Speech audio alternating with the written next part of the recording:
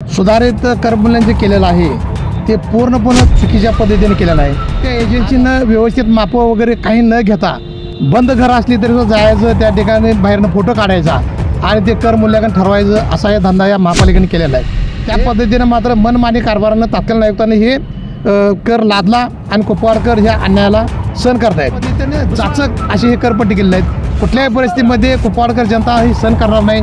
दिलेल्या नोटीसा रद्द जर नाही केल्या तर मोठ्या प्रमाणात आंदोलन केलं जाईल आणि नक्कीच त्या दिलेल्या नोटिसाची होळी त्या कुपवाड गावातर्फे आम्ही करणार आहोत। आम्ही पार्किंग शेड घेत नव्हतो, आपल्या शौचालयाचं घेत नव्हतो, आता आम्ही ते घेतलं। मग आम्ही त्यांना विचारलं का घेतलं, हे नागरिकांचा एवढा लोड होत असेल कशाला घेतलं, तर त्यांनी सांगितलं की आजपर्यंत घेतलं नाही आणि आता घ्यायचं नाही असं कुठे लिहून ठेवलेलं नाही। मित्र असतील राहुल पाटील म्हणून, त्यांचे एक 3 गाळे आहेत, त्यांना पूर्वी 8,000 घरपट्टी येत होती। आता जर त्यांच्या घरपट्टीचा आकडा बघितला तर 1.25 लाख रुपये आहे।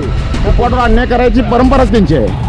काही जरी चालू करायचं म्हटलं की कुपवाड, आपला कुपवाडमधला भाग हा MIDCत कामाला जाणार सर्वसामान्य नागरिकांचा भाग आहे। त्या पद्धतीने कुपवाड गावठाणमध्ये एखादं सेंटर लावलं पाहिजे होतं। हा महानगरपालिकेचा भोंगळ कारभार आहे। ह्या निवेदनासाठी आम्ही परवा त्यांना निवेदन दिलं आणि निवेदन सांगितलेलं आहे की तुम्ही ही घरपट्टीची रद्द जर नाही केली तर आम्ही 7 तारखेला कुपवाड शहर संघर्ष समिती असेल, कुपवाड शहर व्यापारी संघटना असतील, सर्व नगरसेवक असतील, सर्व पक्षीय करून आम्ही कुपवाडला ह्याच्यावर त्यांनी उद्यापर्यंत आम्हाला जर निर्णय नाही दिला तर सोमवार कुपवाड आम्ही रस्ता रोको करणार आणि कुपवाड गाव बंद करणार।